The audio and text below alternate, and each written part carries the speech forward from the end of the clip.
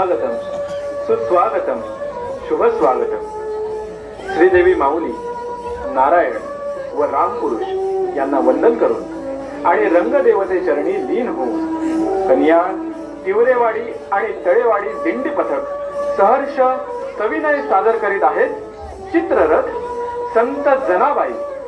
संत जनाबाई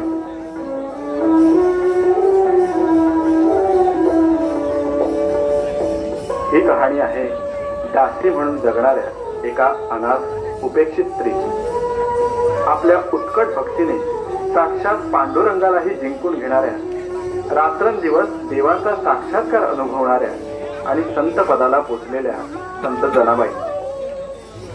700 वर्षांपूर्वी परभणी जिल्ह्यातील गंगाखेड नावाच्या खेड्यात जन्मलेल्या जनाबाईंच्या वाट्याला केवळ कष्टमय आश्रिताचे जीवन आहे.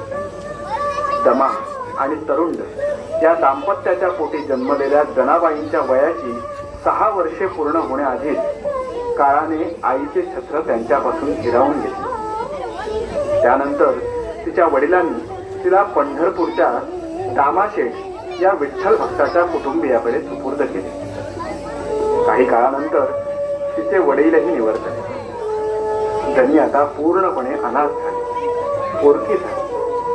परंतु या प्रतिकूल परिस्थितीसाठी देव आणि दैवाला कधीही दोष न देता जनाबाई आपले आयुष्य एका वेगळ्या स्तरावर जगले. परमेश्वर आपलासा कसा करावा ही किमया जनाबाईंना लवकरच साध्य झाली. पांडुरंग आपल्याला प्रतिसाद देतो आहे, आपल्या अवतीभोवती वावरतो आहे याची त्यांना जाणीव झाली. विठ्ठलाचे नामदेवाशी असलेले सख्य दुरून पाहणाऱ्या जनाबाई आता विठ्ठलाशी थेटपणे बोलू लागले, त्याच्याशी सख्यत्वाने वागू लागले. पांडुरंगाची अखंड सोबत जनाबाईंना आवडू लागली. विठ्ठलालाही आता जनाबाईंशिवाय करमे नसे झाले. पितांबराचे ओचे खोचून तो त्यांच्या बरोबरीने कामे करू लागला. जनाबाई नामदेवांच्या सगुण भक्तीत इतक्या एकरूप झाल्या की कुटुंबाच्या सगळ्या घडामोडीत त्यांना पांडुरंग दिसू लागला. नोवरिया संगे वऱ्हाडिया सोहळा, मांडी पुरणपोळ्या मिळे अन्न. परिताचिनी संगे लोह होय सोने, तयाची भूषणे श्रीमंताची. जनी म्हणे जोड झाली विठ्ठलाची, दासी नामयाची म्हणून. नामदेवांचे ठेवणे जनीच लाभले, धन सापडले विटेवरी. धन्य माझा जन्म, धन्य माझा वंश, धन्य विष्णुदास स्वामी माझा.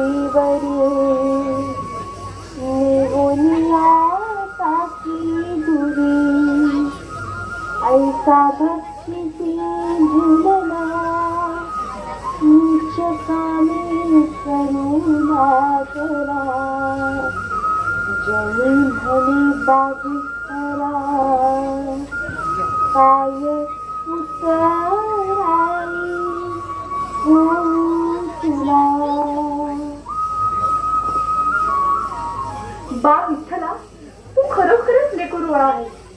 तुझ्या सगळ्या भक्तांना तूच सांभाळतोस. तुझी कृपा झाली आणि माझी पूर्वजन्मीची पुण्याई फळायला आली. म्हणूनच की काय नामयाचे दासी होऊन तुझी सेवा आणि भक्ती करू शकले. जने अगं चल बेगी बेगी, काकडा होऊ लागला. अरे बापरे, कामे करताना तुझ्या चिंतनात विठ्ठला इतकी दंग झाले की सगळ्यातच विसर पडला. हरी चौघडा करू लागला. काकड आरती समया. चल बाई जने, तुझं काही आवडायचं नाही.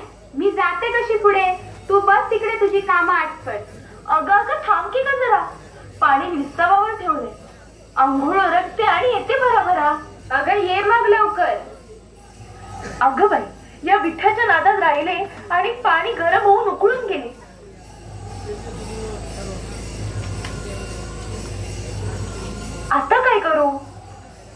मागणीत तर रिकाम्याच आहेत.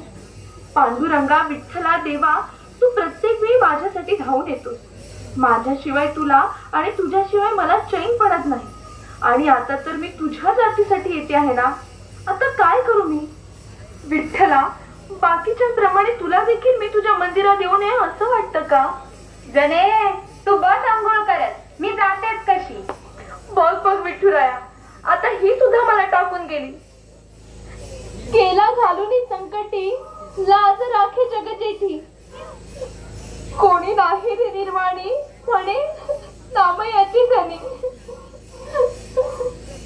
अरे, मगाशी तर घागरीत पाणीच नव्हतं, आता ही जड कशी लागली? विठुराया, म्हणजे तूच किमया केलीस ना? त्याशिवाय काही रिकामी घागर भरली. आता लवकर आंघोळ ओळखते आणि येते तुझ्या आरतीला.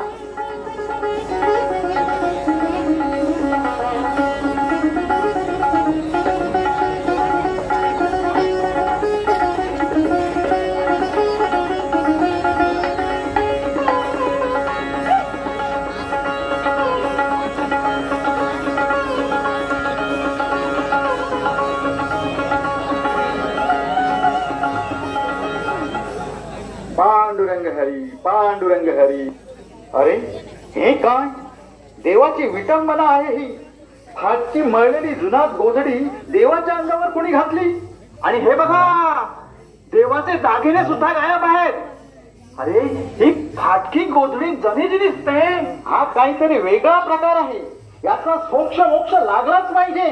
हो हो, लागलाच पाहिजे, लागलाच पाहिजे. चला, हा प्रकार आपण गावच्या पंचांच्या कानावर घालू. अवघा गाव जागा करू. देवाची विटंबना होते म्हणजे काय? कोणीतरी त्या नामाच्या घरी जा आणि ताबडतोब त्या जनीला येथे हजर करा. जर का ते दागिने तिच्याकडे सापडले तर तिला आम्ही सर्वांसमक्ष सुळावर चढून देहदंडाची शिक्षा देऊया.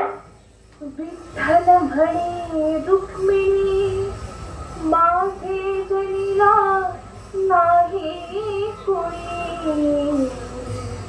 हाती घेऊन तेल पडी, केसवी करुणी हारे. देवाची चोरी, ती सुद्धा देऊळ बंद असताना? उगाच नाही देवळाच्या अवती भोवती हेरजारा घालत. मला तर संशय आलाच होता, पण सांगणार कुणाला? विठ्ठलाची भक्त म्हणून मिरवते. अरे, खरे भक्त आम्ही, नाहीतर काय? अरे, या सगळ्या लोकांचा आमच्यावर अविश्वास. अरे, ही देवाची भक्त कसली? ही तर देवाच्या दागिन्यांची भक्त. आता बसली असेल ते दागिन्यांची ऊब घेत. होय होय होय होय, मी म्हणतो असं करायला लाज कशी नाही वाटली? आपल्याला तरी कुठे वाटतंय? गप्पा, केव्हा कुठे काय बोलायचे काही कळत नाही तुम्हाला. जना, अगं हे जना, बाहेर ये आधी. काय झालं काका? ही गोधडी तुझी आहे? हो, पण ही तुम्हाला कुठे सापडली? घ्या, या तर चोराच्या उलटा बोंबा झाल्या. गोधडी तुझी आहे, मग विठोबाच्या गाईचे पदर आणि इतर दागिने सुद्धा तुझ्याकडेच असले पाहिजे. म्हणजे तू चोरी केलीस विठ्ठलाची. देवाला हात लावून तू देवाला बाटवलेस. चल आत्ताच्या आता आमच्या सोबत पंचांच्या समोर न्याय निवाडा होऊ दे. नाही हो नाही, मी चोरी नाही केली. खरंच सांगते, मी नाही चोरी केली. विश्वास ठेवा माझ्यावर, मी चोरी नाही केली. मग तुझ्या घराची आम्हाला झडती घ्यावी लागेल. हो, बघता काय? आज जा, सगळा मुद्दे मला शोधून काढा.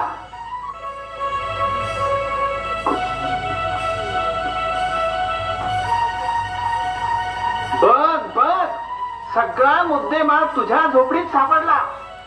दागिने चोरून तू घरात लपून ठेवले आणि सांगतेस तू चोर नाहीस म्हणून. चल आधी पंचांच्या समोर. नाही हो नाही, मी चोरी नाही केली. खरंच सांगते, मी नाही चोरी केली. विश्वास ठेवा माझ्यावर, मी चोरी नाही केली. नाही, मी चोर नाही. मी चोरी केली नाही.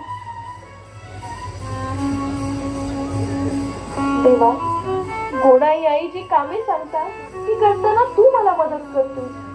तूच माझा पाठीराखा, माय बाप पण तू सर्वस्व आहे. माझ्या सेवेत भक्तीत काही उणीव राहिलीये का? का देवाचा क्रूर झालास? अगा विठ्ठला, करुणा करा, डोळे बंद करून असा का राहिलास? माझ्यासारख्या क्षुद्र दासीनं तुझी भक्ती करावी आणि त्याचे फळ म्हणून का चोरीसा?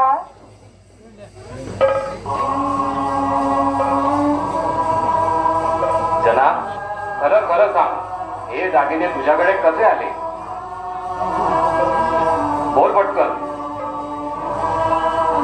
तू अजूनही गप्पच? म्हणजे चोरी तूच केली आहे असं दिसून येत आहे. मी यांना कसं सांगू की तू मला सहाय्य करतो? तू काल रात्री माझ्या मदतीला माझ्या झोपडे झाला होता, हे कोण खरं माने? पंच महोदय, आम्ही हिला मुद्दे मला सहित पकडलेले आहे, तेव्हा तुम्हाला माझं निक्षून सांगणे आहे, हिला जबरदस्त शिक्षा व्हायलाच हवी. शांत बसा, शांत बसा, शांत बसा, शांत बसा. ज्या अर्थी गणीच्या झोपडीत देवाचे दागिने सापडले आणि देवाच्या अंगावर गणीची गोधडी, त्या अर्थी गणीनेच मंदिरात गुपचूपपणे शिरून देवाची चोरी केली. शिवाय तिचं शांत राहणं म्हणजे तिच्या गुन्ह्याची एका अर्थी तिने दिलेली कबुलीच आहे. या तिच्या घोर पातकासाठी मी या गावचा पंच म्हणून तिला सुळावर चढून देहांत प्रायश्चित्ताची शिक्षा देत आहे. देवा विठ्ठला, तू काल रात्री माझ्या घरी आला होतास आणि दागिने विसरून तसाच केलास. हे गोपीचे कसं सांगू? यावर कोणाचा विश्वास बसेल? देवा, माझे मौन माझ्या मृत्यूचे कारण ठरत असेल तर तसं होऊ दे. देवा, जन्म आणि मृत्यू हे तुझ्याच हाती आहे. जे तुझ्या मनात आहे तसेच होऊ दे. विठ्ठला पांडुरंगा, विठ्ठला पांडुरंगा.